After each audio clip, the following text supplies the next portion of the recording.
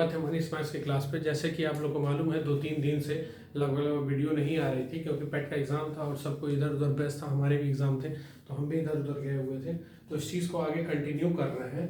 अब इसके बाद से हमारा अगला जो टॉपिक है वो है रेशनल और इरेशनल। ये टॉपिक हमारा बचा हुआ था जिसको हम लोग क्या बोल रहे हैं, रेशनल और इरेशनल। तो इस चीज़ को ध्यान से देख लो कैसे करेंगे और इसमें कैसे वर्गीकरण। ये बहुत इंपॉर्टेंट टॉपिक है वनडे कंपटीशन के हिसाब से, डायरेक्ट इसमें से आ सकता है। जैसे जेल वार्डन में, CHSL में, CGL में डायरेक्ट इसका डेफिनेशन ही पूछ दिया है कि रेशनल क्या होता है। तो रेशनल क्या होता है, जो किसके फॉर्म में लिखा जाए, P/Q के फॉर्म में, और Q is not equal to 0। ठीक, ये बेसिक डेफिनेशन है, ये डायरेक्ट एग्जाम में आया हुआ है। जेल वार्डन के पेपर में, CGL, CHSL, हर एग्जाम में ये एक बार, RRB हर जगह ये पूछा हुआ है बस डेफिनेशन से कि P/Q के फॉर्म में हो और Q is not equal to 0 हो। ठीक, नेक्स्ट। अब P/Q के फॉर्म में यानी हर, और जिसमें अंश हो और हर हो। अंश किसको बोलते हैं, ऊपर वाले को, हर किसको बोलते हैं, नीचे वाले को। अब ध्यान से समझिएगा, परमेय संख्या। परमेय संख्या में क्या आता है, सबसे पहले परमेय संख्या में संख्याओं को लेके हम बोल सकते हैं सबसे पहले कौन सी संख्या आएगी, सारी वास्तविक संख्या।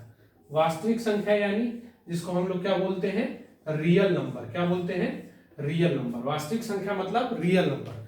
जितनी संख्याएं इस समय आपके दिमाग में चल रही हैं वो सभी की सभी रियल नंबर। रियल नंबर में क्या आता है, सारे नेचुरल नंबर, सारे होल नंबर, सारे प्राइम नंबर, सारे जितने विभाज्य संख्या, ये सारे की सारी कैसे हैं, आपके रियल नंबर है। तो जितनी भी आपके दिमाग में इस समय ख्याल आ रहा है वो सभी की सभी कैसी संख्याएं हैं, रियल नंबर। जैसे भिन्न हो गया, 1/2, ये सारे के सारे सब के सब कैसे हैं, सारे ये 0 हो गया, 1 हो गया, 5 हो गया, -2 हो गया, ये सभी के सभी कैसी संख्याएं हैं, रियल नंबर। सभी की सभी कैसी संख्याएं हैं, रियल नंबर। तो रियल नंबर में ये आ जाता है। अब रियल नंबर हो गया तो फिर काल्पनिक यानी इमेजिनरी नंबर क्या होता है, सॉरी, इमेजिनरी नंबर क्या होता है, इस चीज को समझिएगा।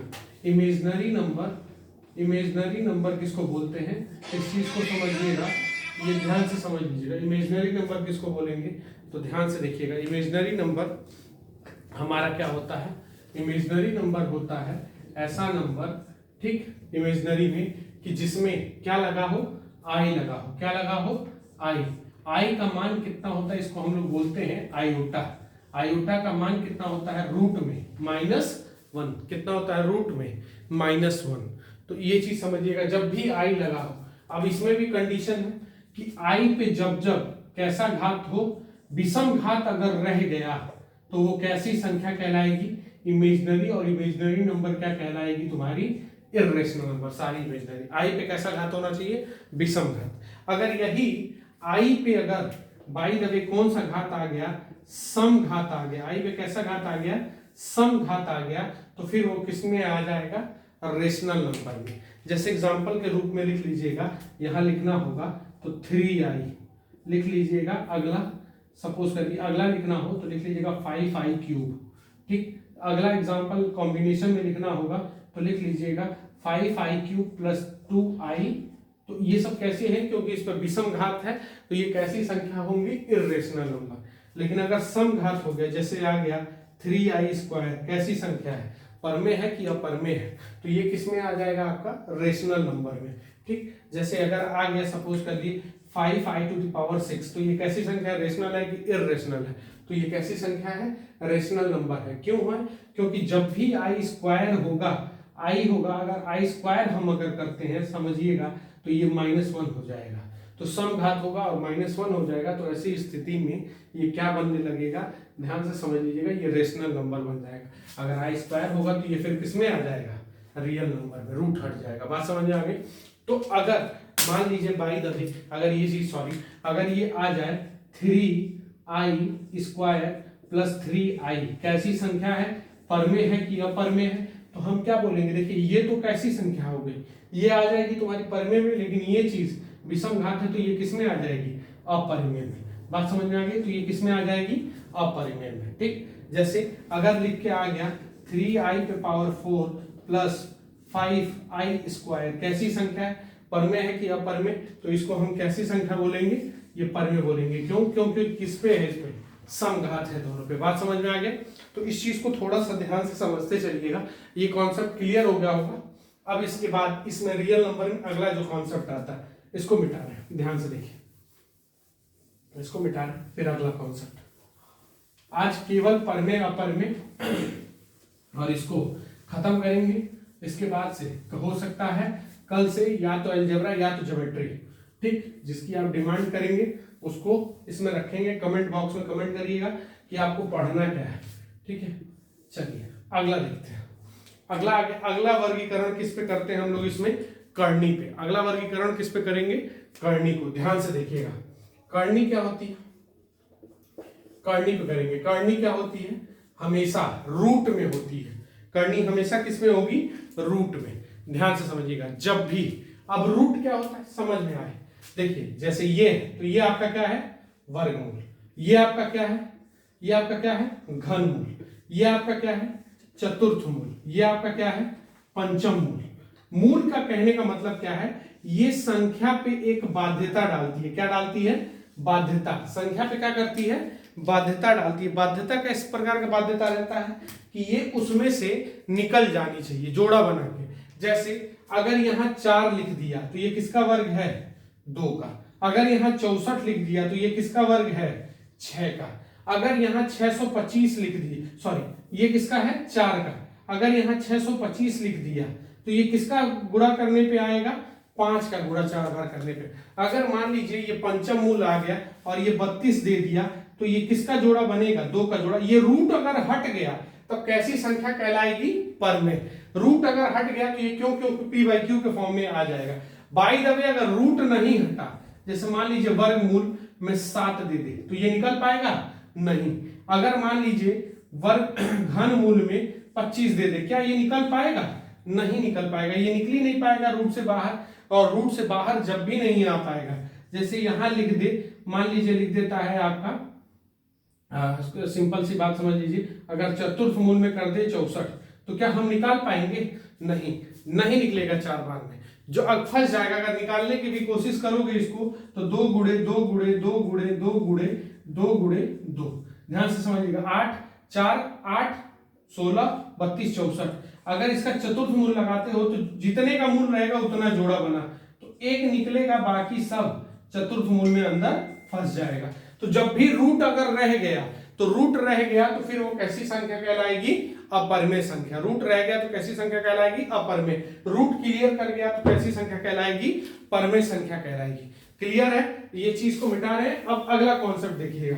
अगला जो कॉन्सेप्ट है इसको समझिएगा, फिर इसको समझाते हैं, ठीक। ये इंपॉर्टेंट है, ये सब देखते चलिएगा। ये सब एक एक नंबर का एग्जामों में, एसएससी के और रेलवे के एग्जामों में एक एक नंबर का आ जाता है।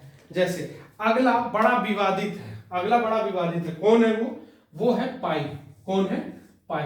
पाई का एक्चुअल मान कितना होता है? पाई का एक्चुअल मान होता है 3.14 dash dash dash dash dash, जिसका अंत आज तक टिल डेट में, आज भी टिल डेट नहीं हो पाया है, अंत नहीं हुआ है। टिल डेट अंत नहीं हुआ, यानी आज की डेट तक अंत नहीं हुआ है, ठीक है, नहीं हुआ है, ठीक है। आज के डेट तक भी इसका अंत नहीं हुआ है। टिल डेट में भी इस चीज का अंत आज तक नहीं हुआ है। लेकिन हम अपनी सुविधा के लिए क्या बनाते हैं? 22/7। और 22/7 ये अपने आप को रिपीट करने लगता है। क्या करने लगता है? रिपीट करने लगता है। अब ध्यान से समझिएगा, अभी हम इसके पहले हमको पढ़ाना था दशमलव, लेकिन उसको छोड़ के पहले इसको क्लियर कर दिए हैं। पाई कैसी संख्या है? अपरमेय। और 3.14 ऐसा दशमलव जिनका अंत ना हो, वो किसमें आ जाएगा तुम्हारा? जिसका अंत ना हो वो किसमें आ जाएगा? अपरमेय में। लेकिन 22/7 पे अभी आप देखिएगा, जैसे 7 को 22 से हम डिवाइड कर रहे हैं तो देखिए 7 त्रिक 21, 1 और 0 उतरेगा, पॉइंट लग जाएगा, 7 1 जा 7, फिर क्या आ जाएगा 30, 4 जाएगा 28, फिर 2 बचेगा 0, फिर 2 जा जाएगा 14, 6 बचेगा, 0 उतारेंगे 56, फिर क्या बचेगा 4 0 बचे, आ जाएगा 35, फिर क्या आ जाएगा 5 और 0 7 7 49, 49 आया, और 49 आते ही नीचे हमारा क्या बचने लगा 1, और 1 आएंगे फिर यहीं से रिपीट करने लगेगा, 0 लिखेंगे फिर 7 एक कम 7 आ जाएगा, फिर 3 बचेगा, देखिए सब फिर रिपीट करने लगेगा, यानी ये बार बार आएगा। और जब भी किसी चीज पे बार लगा होता है, इसका एक्चुअल मान कितना होता है 3.142857 पे बार, और अगर बार लगा रहेगा तो हम उसको भिन्न में बदल सकते हैं। बात समझ में आ गई?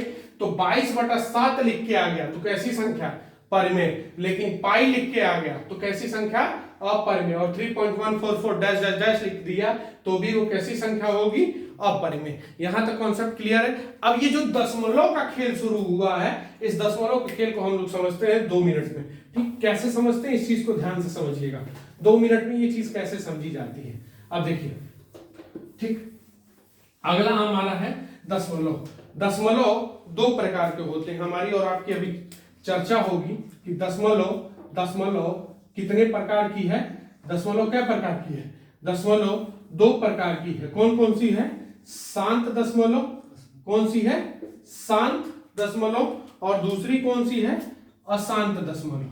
कौन सी है? अशांत दशमलव। एक है शांत दशमलव और दूसरी है अशांत दशमलव। थोड़ा सा पानी की वजह से दिक्कत हो रहा है, ठीक है, पानी लगा हुआ है कपड़े में तो उसकी वजह से दिक्कत हो रहा है, ये देख लीजिएगा, ठीक है। शांत दशमलव और क्या है? अशांत दशमलव। अब शांत दशमलव क्या होता है? शांत दशमलव ऐसा दशमलव है, शांत मतलब जो टर्मिनेट हो जाए, ये टर्मिनेटिंग है, नॉन टर्मिनेटिंग है, ठीक, टर्मिनेट माने खत्म हो जाए, इसको हम लोग क्या बोलते हैं? टर्मिनेटिंग। क्या बोलते हैं? टर्मिनेटिंग। इंग्लिश वाले ध्यान से समझेंगे, टर्मिनेटिंग। और ये हम लोग क्या बोलते हैं? शांत मतलब खत्म। जैसे 0.43 पे सॉरी 43 सिर्फ 43 हो, 0.2 हो, 0.321 हो, ऐसा, तो ये शांत हो गया ना, शांत हो गया तो खत्म हो जाएगा। हम इसको क्या लिखेंगे? 43/100, 2/10, और ये क्या हो जाएगा? 321/1000। तो देखो कितने लोगों को कंफ्यूजन होता है, दशमलव के बाद जितना स्थान हो उतना नीचे 0 बढ़ा देते हैं। दशमलव के बाद 1 स्थान तो 10 लिख देंगे, 1 0 बढ़ेगा। दशमलव के बाद 3 स्थान तो 1 लिख के 3 0 बढ़ा देंगे। तो ये कॉन्सेप्ट क्लियर है। शांत दशमलव मतलब जो खत्म हो जाए, ऐसा दशमलव जो खत्म हो जाए, तो इसी को हम लोग क्या बोलते हैं? टर्मिनेटिंग डेसिमल्स इंग्लिश में, और हिंदी में क्या बोलते हैं इसको? शांत दशमलव। अब अशांत, ये क्लियर हो गया शांत वाला। अशांत 2 प्रकार के हैं, ध्यान से समझिएगा। अशांत कितने प्रकार के हैं? अशांत हमारे 2 प्रकार के हैं। कौन कौन से हैं? इस चीज को ध्यान से देखिए। अशांत हमारे 2 हैं, कौन से हैं? पहला और दूसरा। पहला क्या कहता है? पहला कहता है बार बार आवृत्ति हो, बार बार आवृत्ति, बार बार आवृत्ति हो, बार बार आवृत्ति हो, जिसकी आवृत्ति क्या हो? बार बार हो। दूसरा क्या कहलाता है? बार बार आवृत्ति हो, और यहां कहलाता है आवृत्ति ना हो, ठीक, आवृत्ति ना हो। और यहीं पे आप लोग बोलते हैं नॉन टर्मिनेटिंग रिपीटिंग डेसिमल, ठीक है, इसको हम लोग क्या बोलते हैं? बार बार रिपीटिंग बोलते हैं, ठीक है। कहते हैं ना कि टर्मिनेटिंग क्या है? टर्मिनेटिंग है एंड रिपीटिंग डेसिमल है, ठीक, टर्मिनेटिंग एंड रिपीटिंग डेसिमल है। अब टर्मिनेटिंग और रिपीटिंग डेसिमल का मतलब क्या है? टर्मिनेटिंग और रिपीटिंग डेसिमल का मतलब है, ध्यान से समझिएगा, जिसकी आवृत्ति ना हो। जैसे कहने का मतलब है बार बार आवृत्ति हो, ठीक है, बार बार आवृत्ति। जैसे मान लीजिए 0.43 और यहां केवल 3 पे बार लगा दे, क्या कर दे? 3 पे बार लगा दे, तो 3 पे अगर बार लगा देगा तो 3 पे बार लगाने का मतलब क्या है? इसका मतलब है 3 पे बार लगाने का मतलब है कि ये हो जाएगा 0.43 और यहाँ पे 3 पे बार है, तो ऐसी स्थिति में हमको पूरी संख्या लिखनी पड़ेगी। तो लिखेंगे 43 में से जिस पे बार नहीं है उसको घटा देंगे, बटा जितने पे बार है उतना 9 और 1 0, ठीक। तो ये हमारा आंसर कितना आ जाएगा? 39/90, और छोटा कर लेंगे 3 से काट के तो 13/30। बात समझ में आ गई? क्या होता है? जैसे अब फिर से दूसरा समझिएगा इसी चीज को। अगर मान लीजिए 0.432 और सिर्फ 2 पे बार हो, तो हम क्या लिखेंगे? ध्यान से, पूरी संख्या लिखेंगे 432, इसमें से जिस पे बार नहीं है उसको घटा लेंगे 43, और जितने पे बार है बार कितने पे है, एक पे, तो एक 9 लिखेंगे और जितने पे बार नहीं है उतना 0 लिखेंगे। तो अगर इसको लिखना चाहेंगे तो हमारा कितना होगा, 32 डायरेक्ट घट जाएगा, 9 बचेगा, तो 491 नहीं बचेगा, 391 बटा 990। ध्यान से देख लीजिएगा इसको, बात समझ में आ गई, सॉरी 900, क्या बचेगा 900, ध्यान से देखिएगा, नीचे जितना रहेगा उतना, 9 घटाना है, 32 पूरा घट गया, 32 घटा तो 9 बचा, 9 और घटा लेंगे 400 में से, तो 391 हुआ, 391 बटा 900। बात समझ में आ गई कॉन्सेप्ट। जब अगर सपोज कर लीजिए कुछ लोग कहें कि सर अगर सिर्फ 0.7 पे बार हो तब क्या करेंगे, तो क्या करना है, जितने पूरी संख्या लिखेंगे, ऐसी तो कोई संख्या है नहीं जिसको घटाना है, तो घटाएंगे 7 हो गया, और जितने पे बार है उतना 9, तो आंसर क्या आ जाएगा 7 बटा 9। आंसर क्या हो जाएगा 7 बटा 9। अब आवृत्ति में, आवृत्ति ना हो मतलब अइबे ना करे, जैसे 4 3 2 1 6 7 8 2 6 4 2 1 अंत भी ना हो, तो ऐसे दशमलव जिनका अंत नहीं होता, अभी पढ़ाए थे थोड़ी देर पहले पाई का मान, जिनका अंत नहीं होता वो किसमें आते हैं, अपरमेय में। कॉन्सेप्ट क्लियर है, परमेय अपरमेय का कॉन्सेप्ट क्लियर है। तो ऐसी स्थिति में अब अगला एक नंबर हम लोग पढ़ने जा रहे हैं जिसका नाम है हार्डी रामानुजम नंबर। ठीक है, ये कॉन्सेप्ट क्लियर है, यहाँ तक कोई दिक्कत नहीं ना है, रुक जाइएगा अभी कुछ देखिए। जैसे अगला टॉपिक जो हमको करना था उसको मिटा के थोड़ा सा करना पड़ा है, इसका नाम है हार्डी रामानुजम नंबर।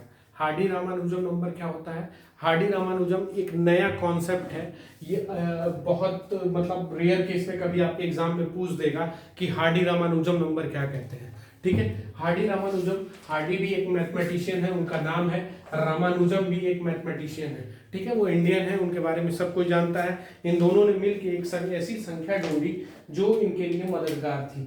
ठीक है, हार्डी रामानुजम नंबर क्या कहता है, इस चीज को ध्यान से देखो। ठीक है, हार्डी रामानुजम कहता है कि ऐसी एक संख्या है, ऐसी एक संख्या होगी जिसके, जिसे हम लोग पाइथागोरस संख्या में क्या कहते थे, दो संख्याओं का वर्ग तीसरी संख्या के वर्ग के बराबर होता है। लेकिन यहां क्या कहता है कि ये दो जोड़े ऐसे होंगे, क्या होंगे, दो जोड़े ऐसे होंगे जिनका क्यूब करके जोड़ने पे वो किसके बराबर आ जाएगा, 729 के। यानी दोनों का क्यूब क्या होगा, बराबर होगा, दोनों का क्यूब दो ही जोड़ा होगा। वो दो जोड़े कौन कौन से हैं, ध्यान से समझना। जैसे 729 कैसे आएगा, किसका क्यूब करने पे, तो किसका क्यूब करने पे, तो देखो 12 का क्यूब क्या कर देते हैं, 12 का क्यूब प्लस और क्या कर देते हैं, 1 का क्यूब कर दे, तो कितना आ जाएगा, 12 का क्यूब करेंगे तो 17 28। कॉन्सेप्ट समझना, कॉन्सेप्ट इंपॉर्टेंट है। 12 का क्यूब कितना, 17 28, और 1 का क्यूब कितना, 1, जोड़ देंगे तो कितना आ जाएगा, 1729। ठीक, और ये सबसे छोटी हार्डी रामानुजम नंबर है। ठीक, अब अगला, जैसे एक जोड़ा तो मिल गया, दूसरा जोड़ा कौन होगा, दूसरा जोड़ा है 10 का क्यूब प्लस अगला कौन सा है, 9 का क्यूब। 10 का क्यूब और 9 का क्यूब, तो 10 का क्यूब 9 का क्यूब कितना हो जाएगा, ध्यान से देखना। 10 का क्यूब तुम्हारा कहलाएगा 1000 और 9 का क्यूब कहलाएगा 729। ठीक, तो ऐसी परिस्थिति में इनको जोड़ेंगे तो ये दोनों कितना हो जाएगा, 1729। बात समझ में आ रहा है, दो जोड़े बनने चाहिए जिनका क्यूब करने में आपस में क्या आ जाए, दो संख्याएं ऐसी होंगी जिनका क्यूब करेंगे तो वो किसके बराबर हो जाएगा, एक नंबर के। देखिए दो अलग अलग जोड़े बनेंगे। ठीक है, तो ये चीज क्या कहलाएगी, 1700। और ये सबसे हम लिख लेंगे, ये क्या है, हमारी सबसे स्मॉलेस्ट, क्या है, स्मॉलेस्ट नंबर है, स्मॉलेस्ट हार्डी रामानुजम नंबर है। इसको नोट कर लीजिएगा, सबसे स्मॉलेस्ट हार्डी रामानुजम नंबर है। नेक्स्ट हम लोग देखते हैं कि नेक्स्ट नंबर कौन सा है, इस चीज को हम लोग लिखे हुए हैं बोर्ड पे, तो वो नेक्स्ट नंबर कौन सा है हमारा, तो नेक्स्ट नंबर है हमारा 4105। ये मिटाई था, ये कॉन्सेप्ट क्लियर है ना। ठीक, फिर अगले कॉन्सेप्ट के साथ, ये स्मॉलेस्ट वाला है। अगला देखिए ध्यान से, हम सब एक्सप्लेन कर देंगे किसका किसका है, ध्यान से देखिएगा। अब ये किसका है, देखो ध्यान से, ये होगा तुम्हारा किसका, 2 का क्यूब और 16 का क्यूब, 2 का क्यूब और 16 का क्यूब कितना आ जाएगा तुम्हारा, 4104 होना चाहिए मेरे ख्याल से, एक मिनट चेक कर लेते हैं हम। 4104 ही है, ठीक है, वो लगभग गड़बड़ हो गया है। 4104 क्या होगा? 4104, इसको सही कर लीजिएगा, ये होगा आपका 4107 अगली संख्या, ठीक। 4104, 4104 क्या है, ध्यान से समझिएगा। 2 का क्यूब कितना हो जाएगा? 2 का क्यूब 8 और 16 का क्यूब कितना हो जाएगा? 40 96। जब इन दोनों को जोड़ेंगे तो ये हमारा जब जुड़ेगा तो कितना आ जाएगा? 4104, ठीक। सेम उसी तरीके से अगला कॉन्सेप्ट इसके साथ अंक कौन सा होगा? तो अगला अंक जो इसके साथ होगा वो है तुम्हारा 9 और 9 का क्यूब प्लस 15 का क्यूब। तो 9 का क्यूब कितना हो जाएगा? 729 और 15 का क्यूब कितना हो जाएगा? 3375, ठीक। जब इन दोनों को जोड़ेंगे तो देखिएगा तो वो लगभग कितना आ जाएगा? जोड़ेंगे 9 5 14 का 4 कैरी 1 3 4 10 10 का 0 कैरी 1 8 8 3 11 का 1 कैरी 1 3 1 4। तो ये इसके बराबर हो रहा है कि नहीं हो रहा है? तो ऐसे दो जोड़े कौन है? 2 और 16 और इसमें कौन हो जाएगा? 9 और 15। तो यही है तुम्हारा हार्डी रामानुजम नंबर। वो आपसे पूछेगा निम्न में से कौन सा हार्डी रामानुजम नंबर नहीं है, ठीक है। ये हो गया। अगला देखते हैं 1332 कैसे आएगा, तो इसको मिटा रहे हैं, ठीक है। अगला देखिएगा 1332, बस आप संख्या लिख लीजिएगा, इंपॉर्टेंट है। अभी हम शॉर्टकट ट्रेस को समझा देंगे कैसे कैसे होगा, ठीक है। अगला संख्या देखिएगा, अगला जो है वो हम आपके सामने लिखे हैं 13832। 13832 किसका होगा? 18 का क्यूब और 20 का क्यूब। पहला 18 का क्यूब और 20 का क्यूब। नेक्स्ट है अगला 18 का क्यूब 20 का क्यूब, और दूसरा है 2 का क्यूब और 24 का क्यूब। 2 का क्यूब और 24 का क्यूब। तो ऐसी परिस्थिति में, ठीक है, क्या करेंगे? अब ये किसका क्यूब है? ध्यान से देखेंगे, ये किसका क्यूब है? 20 का क्यूब। तो 20 का क्यूब हो जाएगा आपका टोटल 20 का क्यूब 8000। 20 का क्यूब कितना? 8000। और ये किसका क्यूब है? ये हो जाएगा आपका 5832। 18 का क्यूब, ठीक। 18 का क्यूब जब निकालेंगे 5832। क्यूब निकालने का शॉर्टकट तरीका हम आपको बता देंगे कैसे आएगा। जैसे 2 का क्यूब कितना होगा? 2 का क्यूब 8। इसी चैनल पे आपको शॉर्ट्स भी दे देंगे हम कि कैसे क्यूब निकाला जाता है, इस चीज को देख लीजिएगा। 2 का क्यूब ये कितना हो जाएगा? 8 और 24 का क्यूब लगभग में ये 24 का क्यूब कितना हो जाएगा? ये कॉम्बिनेशन है, हम कह रहे हैं ये कॉम्बिनेशन है, ये आप कुछ कर नहीं सकते, ये कॉम्बिनेशन आपको याद करना पड़ेगा, ठीक है। तो 24 का क्यूब कितना हो जाएगा? 8 जब उसमें से घटाएंगे तो 8 घटाएंगे तो 13824। तो इन दोनों को जब आप जोड़ेंगे तो ये कितना हो जाएगा आपका? 13832 और ये हो जाएगा आपका 13832। सेम आने लगा। तो अब जैसे ये सवाल आएगा कि ये ढूंढेंगे कैसे? देखिए ये जब ढूंढा गया तो इसका कोई फॉर्मूला अभी तक डिराइव नहीं हुआ। इन लोगों ने इस तरीके की संख्या पे ढूंढा तो ये देखा कि 2 अंकों का समान आ रहा था। कौन कौन से वो अंक थे? ध्यान से एक बार फिर से देख लीजिएगा। ये 3-4 नंबर हम आपको दे रहे हैं, बाकी अगर आपको फ्यूचर में मिलते हैं तो उनको आप लिखते चलिएगा। जैसे ये किसका था? हमने क्या निकाला था? 10 का और 9 का एक पेयर। दूसरा पेयर किसका निकाल लिया था हमने? किसका निकाला था? 12 का पेयर और 1 का पेयर, ठीक। सेम उसी तरीके से यहां पे इसके लिए हमने कौन सा निकाला था? आपका क्यूब का कौन सा पेयर निकाला था हमने? 2 का और 16 का क्यूब।